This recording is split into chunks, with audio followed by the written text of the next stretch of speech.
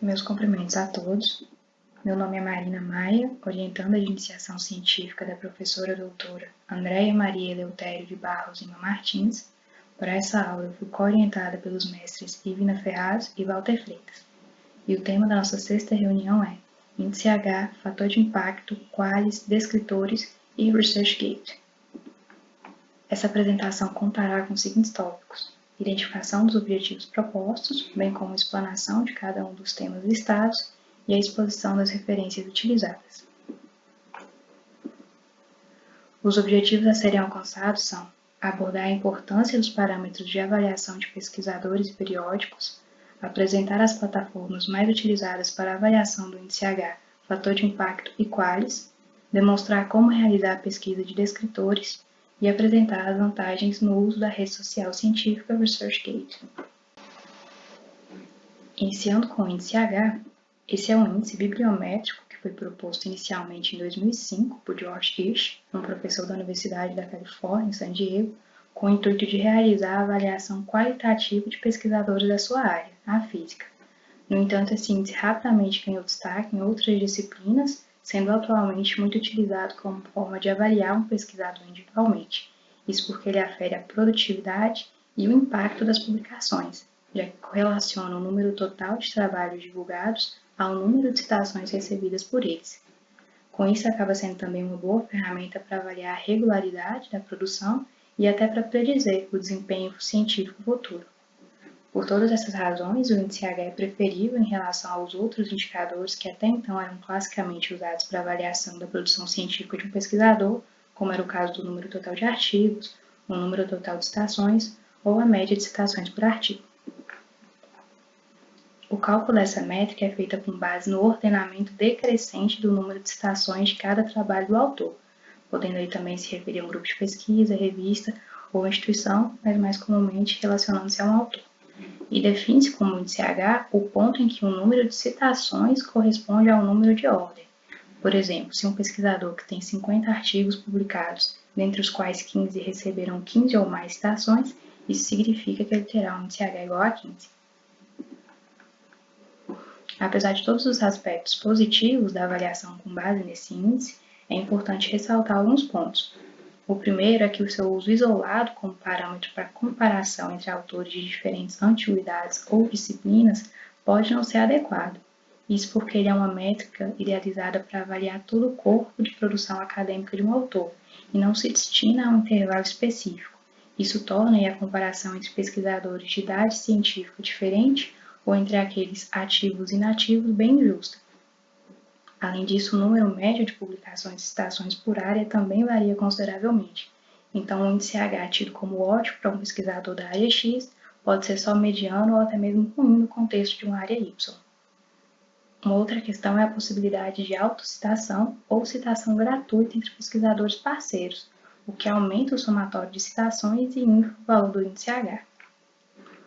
Por fim, o índice não tem a capacidade de indicar diretamente a qualidade de uma pesquisa, mas sim mensurar o interesse da comunidade científica por ela. Depois de exposta a função desse índice, é necessário demonstrar como ele pode ser obtido.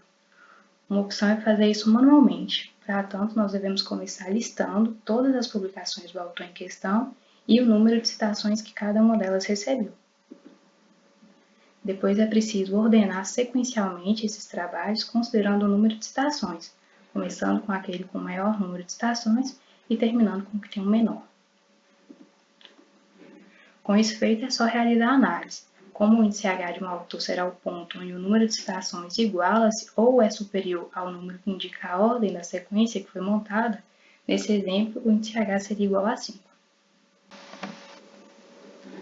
Mas apesar dessa estruturação ser relativamente simples, realizar esse procedimento para a conferência do índice H de autores com obra vasta tende a ser bastante trabalhoso, e é por isso que se pode recorrer às bases de dados científicas, que geram esse índice automaticamente.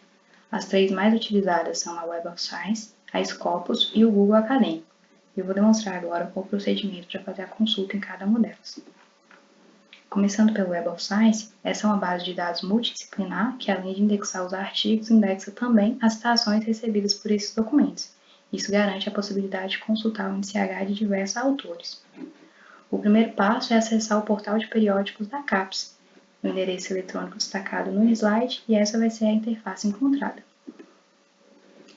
Um ponto aqui é que o acesso ao Web of Science a partir do portal de periódicos é restrito, então é necessário estar logado à rede de internet de uma instituição acadêmica parceira ou selecionar a opção de acesso CAF, na parte superior da tela, que permite a consulta remota, ou seja, fora da área de cobertura da internet da instituição. Nesse caso, basta clicar no campo mostrando a instituição com a qual se tem o vínculo e em seguida inserir dados de usuário e senha. Feito isso, de volta à página inicial do portal de periódicos, nas opções de busca, deve ser selecionado Buscar Base. Na barra de pesquisa, digite Web of Science, selecione nas sugestões a Web of Science, coleção principal, e clique em Enviar. Na tela seguinte, é só clicar no resultado da pesquisa para ser direcionado à página da Web of Science. Aqui, depois de selecionar a coleção principal, selecione a opção Busca por Autor. Vai ser necessário informar o sobrenome do autor e as variações possíveis do nome. Para isso, use a opção Incluir nome alternativo. Nesse exemplo, nós temos o sobrenome, Silva, e o nome na versão por extenso, Arlindo, e só a letra inicial, A. Para concluir, é só clicar em Encontrar. Uma página com os dados compatíveis com o do autor vai se abrir, mas é recomendado selecionar a opção Analisar. Isso porque assim é possível revisar todos os resultados de documentos do autor para conferir e selecionar somente os documentos realmente pertencentes ao autor de interesse. Depois de feita a revisão, é só clicar em Criar relatório de citações. O relatório gerado vai informar o índice H, além do número total de publicações e a média de citações. Tudo isso pode ser ajustado conforme o período de interesse, selecionando o intervalo tempo nessa barra mais acima. Outras informações mais detalhadas são mostradas mais abaixo na tela, como um gráfico com a variação do número de citações por ano e uma tabela que discrimina a quantidade de citações que cada trabalho recebeu por ano. Uma outra opção é a Scopus, também uma base de dados multidisciplinar que indexa documentos e citações. Os passos para a consulta aqui são bem semelhantes ao que já foi demonstrado anteriormente, por isso eu vou ser mais objetivo. Então, primeiro deve-se acessar também o portal de periódicos da CAPES.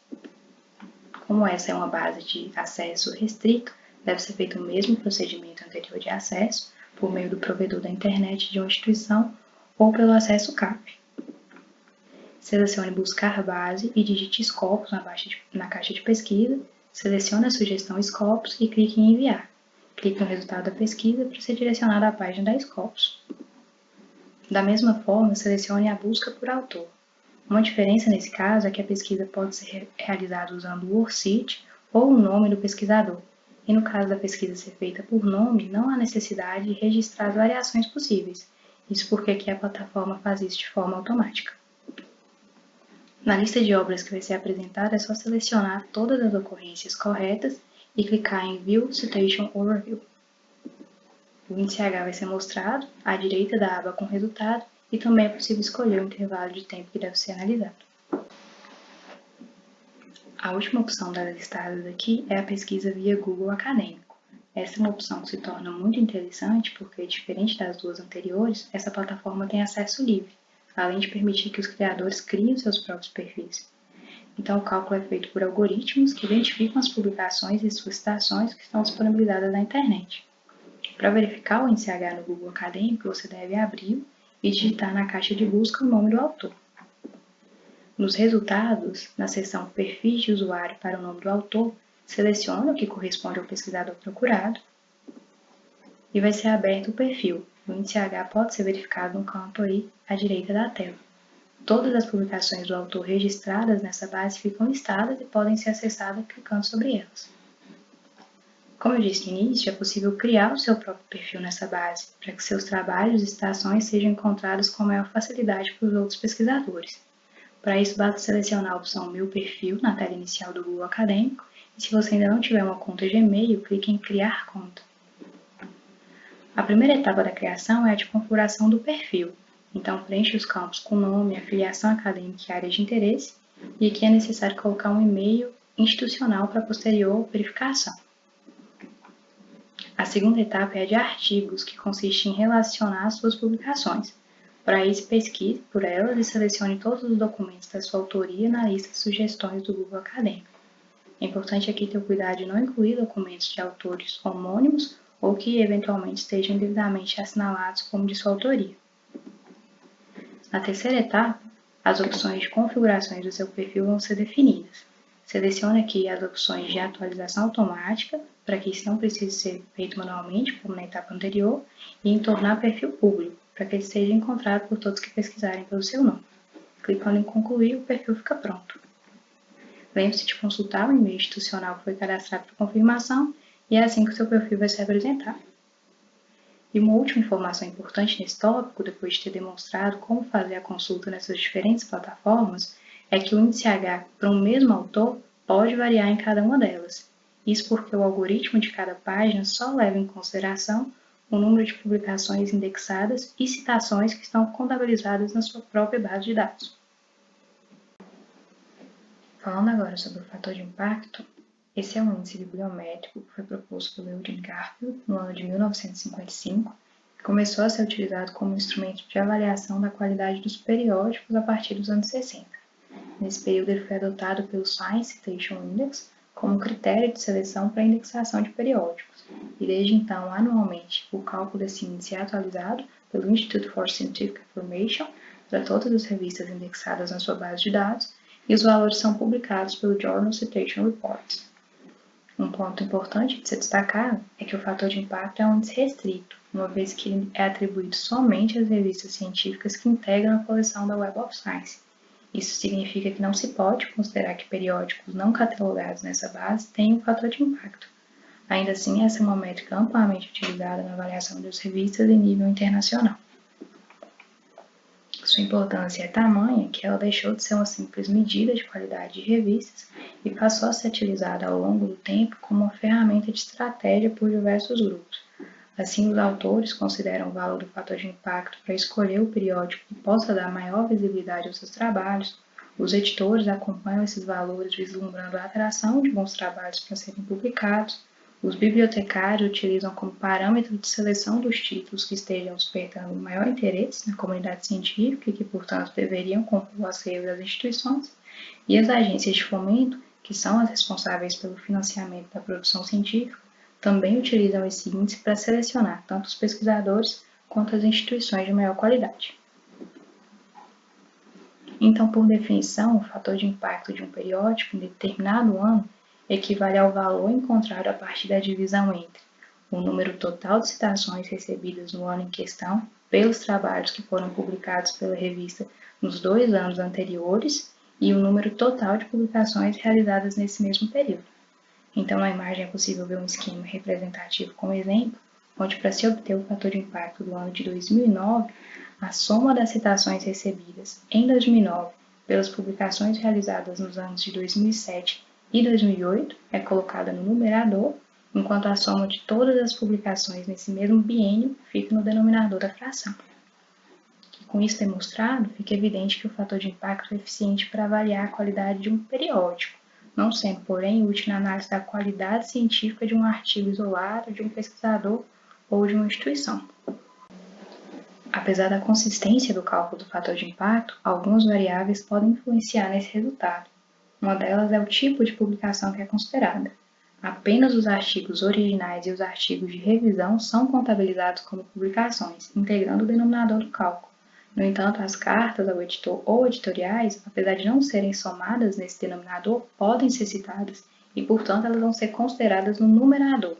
Isso faz com que revistas que publicam um grande número de artigos não estritamente científicos, como é o caso da Nature ou Science, tenham o fator de impacto insuflado por esse viés. Outro viés que influencia o cálculo do fator de impacto está relacionado às diferenças existentes entre as áreas do conhecimento. O número de referências citadas por artigo, que é chamado de densidade de citações, pode ser bastante diverso. Por exemplo, aqueles artigos sobre ciências exatas, em geral, têm uma densidade de citações menor se comparados àqueles ligados às ciências da saúde. Isso explica, em parte, porque os fatores de impacto dos periódicos de ciências da saúde são, em média, bem maiores se comparados àqueles das ciências exatas. Um outro ponto é que, ao levar em consideração somente as citações de um periódico ocorridas durante 2 anos consecutivos, tende a haver um benefício daqueles periódicos que publicam em áreas cujo ritmo de atualização do conhecimento é muito acelerado. Nesses casos, a citação dos artigos ocorre imediatamente após a publicação, criando um viés de aumento do fator de impacto. As áreas como as ciências exatas ou biológicas tendem a ter maior fator de impacto que aquelas cuja produção do saber se faz em um ritmo mais lento, como é o caso das áreas de ciências sociais ou humanas. Demonstrando agora como consultar esse índice, deve-se acessar o portal de periódicos da CAPES, que é acessado pelo link mostrado, o www.periodicos.capes.gov.br. Na página inicial do site é possível encontrar a opção Acervo na barra de menu no canto superior direito. Ao passar o mouse sobre essa opção, surgem 4 opções de seleção, e aqui deve-se clicar em Lista de bases. Uma outra página vai surgir, a busca por título já é o padrão de pesquisa, então na barra de busca deve ser digitado JCR, que lembrando é o veículo de divulgação desse fator. Envie a busca e selecione o resultado Insert Journal Citation Report. Você será redirecionado à página da JCR, que tem essa interface. Na parte superior vão haver as opções principais de pesquisa, a busca por periódico e a busca por categoria. A primeira opção, que mostra o fator de impacto por título, é a mais indicada quando a busca é direcionada a um periódico específico, e a segunda, que vai apresentar aí um ranking por categoria, é interessante quando o pesquisador não objetiva encontrar o fator de impacto de uma revista em particular, mas deseja conhecer quais os melhores periódicos de uma determinada área. Ao optar pela busca por periódico, você deve digitar o título do mesmo e vai se abrir uma página com as informações sobre ele. Nessa primeira apresentação, é possível verificar, por exemplo, o ISSN, a categoria a qual o periódico pertence, a sua língua original e a frequência de publicação. Rolando a tela estão as principais informações, como o fator de impacto do ano atual, um gráfico com a variação desse valor ao longo do tempo e uma lista com o título de cada uma das publicações e o respectivo número de citações recebidas. Interessante ser notada aqui uma questão, eu comentei sobre o fato da autocitação ser um viés no cálculo desse fator, por isso essa página mostra ao lado do fator de impacto do ano atual um valor diferente, que é calculado desconsiderando essas citações do próprio autor. Já selecionando a busca por categoria, vai surgir uma lista que está organizada em ordem alfabética e apresenta 254 grandes grupos distintos. Para cada um deles, há informações sobre a quantidade de subcategorias, o número de periódicos do acervo e o número total de citações. Ao clicar na categoria de interesse, um detalhamento das subcategorias vai ser mostrado e novamente deve-se fazer a opção por uma delas. Com isso, todos os periódicos dessa seção são ordenados em uma lista por ordem decrescente em relação ao fator de impacto. Dando prosseguimento, comentando agora sobre o Qualis.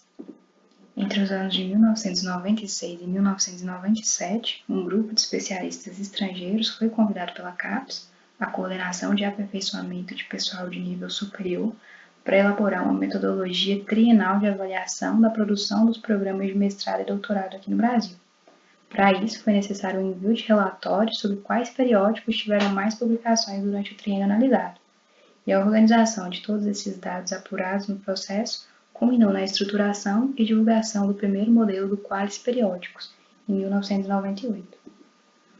O Qualis Capes é, então, um sistema que faz a classificação da produção científica dos programas de pós-graduação brasileiro, no que diz respeito aos artigos que são publicados em diversos periódicos, revistas, anais e livros, englobando todas as áreas do conhecimento. Como resultado, uma lista com a classificação é disponibilizada e pode ser acessada por quem deseja conhecer os periódicos que apresentam bom conteúdo. Portanto, essa é uma métrica utilizada exclusivamente no âmbito nacional. E todo ano a classificação Qualis passa por um processo de atualização. Isso é importante porque com frequência aparecem novos periódicos das mais diversas áreas. E alguns dos critérios básicos que são usados para avaliar esses periódicos e podem ser destacados aqui são a qualidade do corpo editorial, esse ponto é relativo à equipe que analisa os artigos publicados no periódico, a periodicidade, ou seja, a frequência das publicações ajuda a melhorar a classificação e garante uma melhor credibilidade, a indexação, esse ponto faz com que os dados e informações sejam facilmente recuperados caso alguém faça uma pesquisa em um sistema de informação. E para ter uma boa indexação, é importante que o periódico seja acessível e de qualidade. E a produção e o impacto. Então, os trabalhos devem ter relevância para a sociedade, originalidade e um bom nível científico. A partir disso, existe uma categorização básica que varia de acordo com esses indicativos de qualidade. Até as classificações de 2010, 2012 e 2013 e 2016, os periódicos foram estratificados dessa seguinte forma: A1 e A2 contemplariam os periódicos de excelência internacional, B1 e B2 abrangem os periódicos de excelência nacional, B3, B4 e B5 considera os periódicos de média relevância e C contempla aqueles periódicos de baixa relevância, ou seja, considerados não científicos e inacessíveis para avaliação, tendo, portanto, peso zero. Além disso, esse modelo de avaliação considerava a divisão por áreas. Isso significa que um mesmo periódico poderia receber mais de um extrato se ele fosse citado em mais de uma área de avaliação, o que demonstraria um grau de relevância diferente para cada uma dessas áreas. No entanto, é importante ficar atento porque houve uma atualização recente prevista para ser incorporada na avaliação do triênio 2017-2020, na qual os periódicos passam a ser classificados de uma forma diferente. Os extratos possíveis passarão a ser A1, A2, A3, A4, B1, B2, B3, B4 e C, ou seja, vão ser incluídos os extratos A3 e A4 e retirado o B5. Uma outra modificação é que essa classificação passa a ser única e definida por área-mãe. Isso significa que cada periódico poderá receber apenas uma nota, que vai ser definida pela área em que predominarem o número de citações. Porém, esse modelo atualizado não está disponível, uma vez que ainda não foi divulgada a lista de avaliação do triênio 2017-2020. Portanto, a consulta na plataforma mostra ainda os resultados da avaliação nos moldes do que foi exposto no slide anterior. E falando sobre a consulta, para saber qual é a classificação de um periódico, é necessário acessar o portal WebQualis na plataforma Sucupira da CAPES. Essa é a tela de início da plataforma e aí é preciso clicar na opção Qualis. Uma tela informativa vai ser apresentada com o histórico e os objetivos do Qualis periódica e ao final da página a opção Faça aqui sua pesquisa. A página vai ser atualizada e deve-se clicar na opção Qualis periódicos, que fica aí dentro da busca avançada. Aqui a primeira coisa a se fazer é selecionar o período de avaliação pretendido, sendo esse aqui um campo de preenchimento obrigatório, ressaltando que até o momento as opções possíveis, como eu falei, são o quadriênio 2013-2016 e triênio 2010-2012. Depois de selecionado o evento de classificação, existem 4 possibilidades principais de busca. Demonstrando primeiro a busca por título do periódico, nesse espaço você deve inserir o título ou mesmo parte dele, porque o sistema é capaz de localizar palavras-chave e clicar em consultar. Vai ser aberta a página com o qualis respectivo ao periódico que foi pesquisado. Em caso de mais de uma classificação, a coluna do meio deve ser consultada para verificar a qual área cada extrato corresponde. Um outro detalhe importante é que, mesmo considerando uma mesma área, o periódico pode ter diferentes avaliações nas versões online e impresso, então é também importante ficar atento a esse detalhe. A busca pode ser feita também pelo ISSN do periódico. O ISSN é uma combinação de 8 números que funciona como um registro da publicação no âmbito internacional. Então, caso você tenha esse número, basta digitar o código na área de busca e conferir a classificação. Uma outra possibilidade é a combinação dos filtros classificação e área de avaliação. Essa combinação, claro, não é obrigatória, mas desse modo é possível visualizar uma lista apenas com as melhores revistas de uma determinada área. Nesse exemplo foram selecionados os filtros Medicina 1 e A1. Todas as revistas de melhor classificação dentro dessa área são mostradas, o que é muito útil para escolher quais periódicos acompanhar para se manter atualizado sobre as temáticas referentes no caso da medicina. Partindo para o quarto tópico, a quantidade de informação produzida nos últimos anos cresceu exponencialmente e, principalmente com o advento da internet, a disseminação e a diversidade de pontos de acesso a ela seguiu nesse mesmo ritmo. Por essa razão, recuperar uma informação atualmente apresenta, por um lado, o benefício da quantidade de conhecimento disponível, sem as barreiras de tempo e espaço que são possibilitadas aí pela busca online, mas também o grande inconveniente pela desorganização de apresentação dos resultados, o que pode demandar muito tempo para se fazer a seleção e uma dificuldade de identificar tanto a origem quanto a confiabilidade do que está sendo disponibilizado.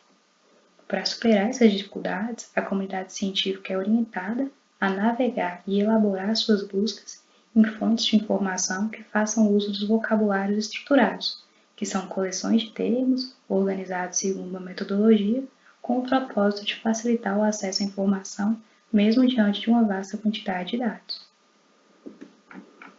Nesse contexto, é importante ressaltar a diferença entre palavra-chave e descritor. A primeira é um termo ou expressão que não obedece a nenhuma estrutura, é aleatória e é definida por quem faz a busca.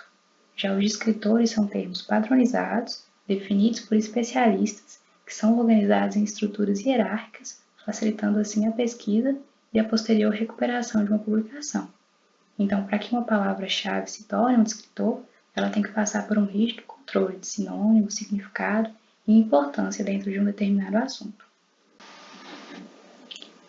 Com isso em mente, foram criadas duas espécies de dicionários, que são chamados de tesauros, para definir descritores padrões para os domínios de estudo e atuação ligados às ciências da saúde. O primeiro deles foi o Medical Subject Headings, ou MESH, elaborado pela primeira vez em 1963 pela Biblioteca Nacional de Medicina dos Estados Unidos, a NLM.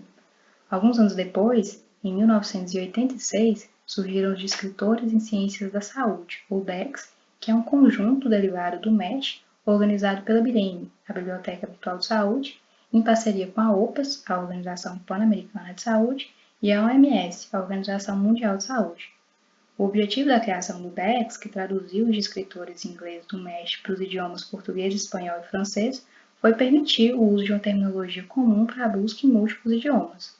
Além disso, houve a criação de categorias exclusivas do DEX, ou seja, que não existiam no MESH, para permitir a cobertura de temas de saúde específicos das regiões da América Latina e Caribe, melhorando assim o acesso à informação relevante para essas regiões. A partir disso, nós temos que o MESH é o banco de dados das palavras padronizadas para pesquisa dentro da base de dados da Medline, e por isso deve ser consultado via plataforma PubMed, enquanto o DEX pode ser utilizado para pesquisa em outras bases de dados além da Medline, como é o caso da Lilacs, Cochrane e Cielo, e a consulta é realizada pela plataforma da BVS. O acesso a cada uma das plataformas é realizado pelo link destacado aí nos sites.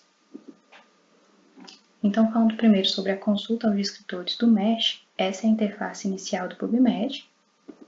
Descendo a página surge a opção de seleção, onde é preciso clicar em Base de Dados MESH dentro do tópico Explorar. A página vai ser atualizada. Nesse canto superior à esquerda, deve ser selecionada novamente a opção Base de Dados MESH e na barra ao lado, em inglês, devem ser digitadas as palavras-chave relacionadas ao tema que se busca. A plataforma analisa essas palavras-chave e informa o descritor correspondente. Aí é só voltar na página inicial do PubMed e fazer a busca com o descritor que foi encontrado. Aqui tem um exemplo interessante que mostra a diferença nos resultados das buscas feitas com palavras-chave e com descritores. No primeiro caso, onde o termo pesquisado foi infecção urinária, o número de resultados encontrados foi de 1.191, enquanto ao se utilizar o descritor correto, infecção de trato urinário, o número de resultados cai para 649, ou seja, bem mais direcionado, como deve ser.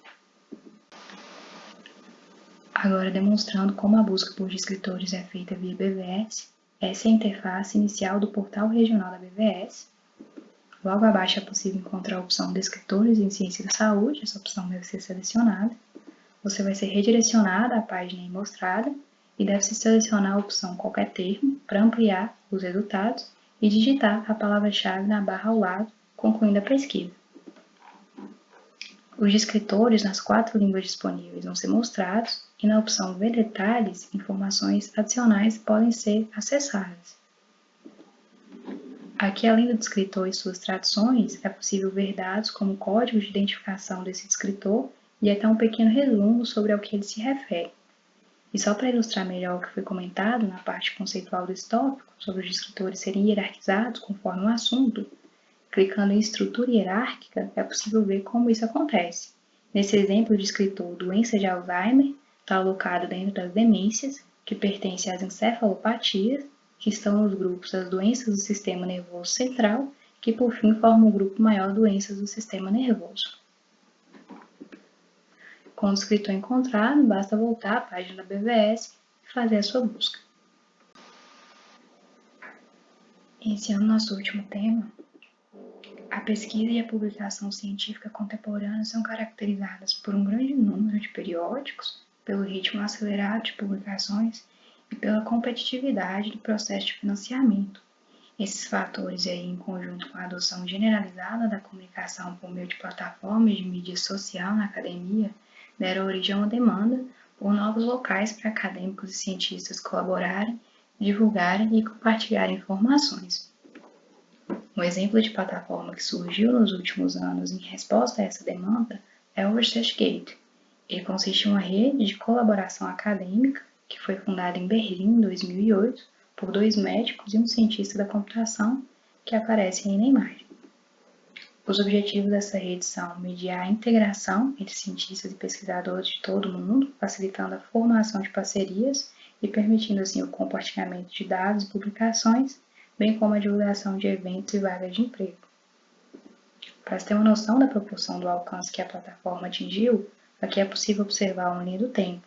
Apesar do projeto ter sido desenvolvido em 2008, só em 2010 ele foi liberado para o acesso do público geral e já em 2015, 7 anos após a realização dessa rede, o ResearchGate já contava com 7 milhões de usuários. E essa é uma rede que não para de se expandir. Os dados mais atualizados, já de 2022, informam que o número de membros alcançou os 15 milhões de pessoas, em 193 países do globo, com mais de 100 milhões de arquivos científicos dos mais diversos tipos compartilhados.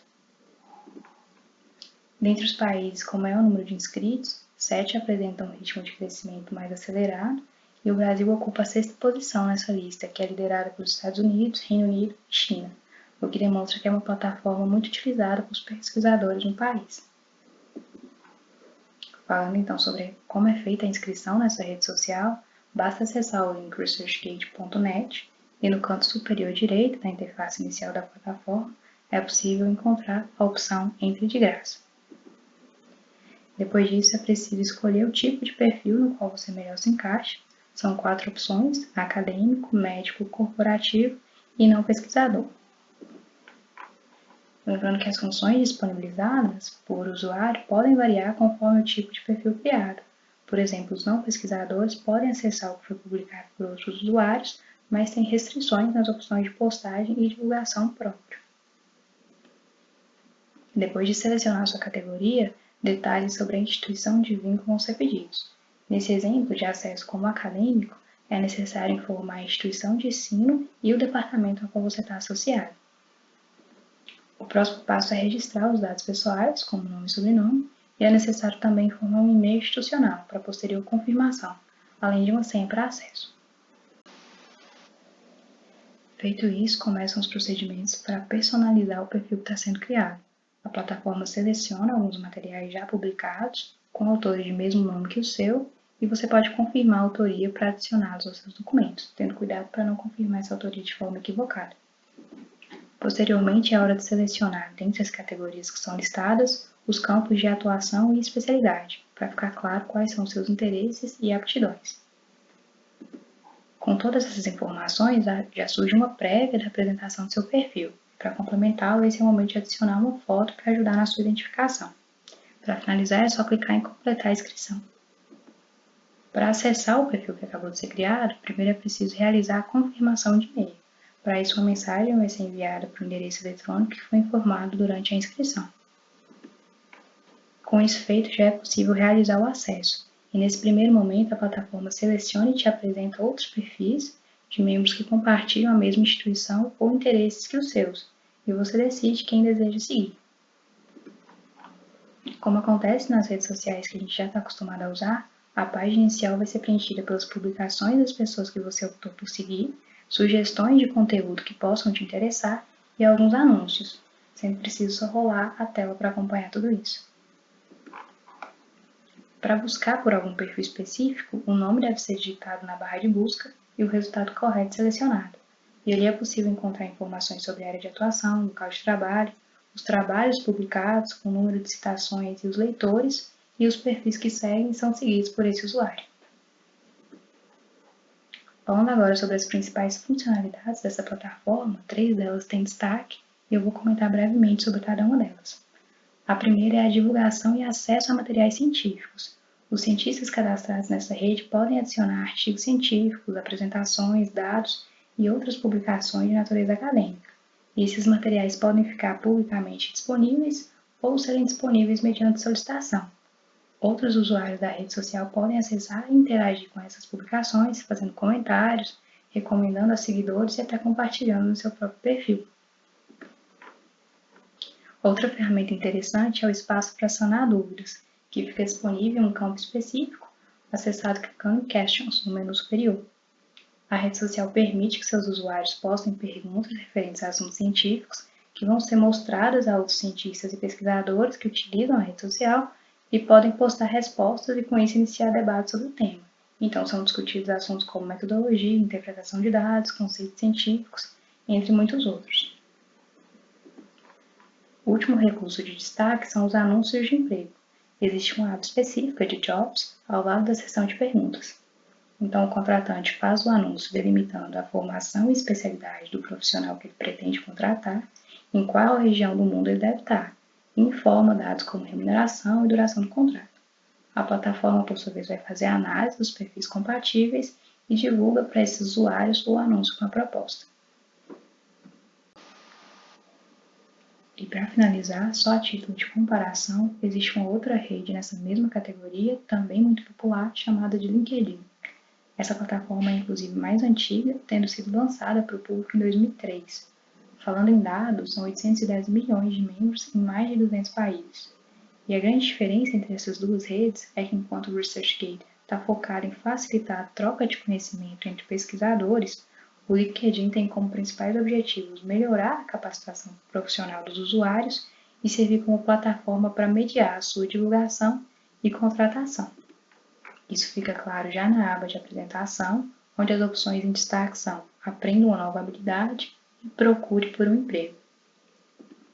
Selecionando a opção de aprendizado, é possível escolher qual sua área de interesse e uma lista de cursos relacionados vão ser disponibilizados para que você alcance aprimoramento profissional.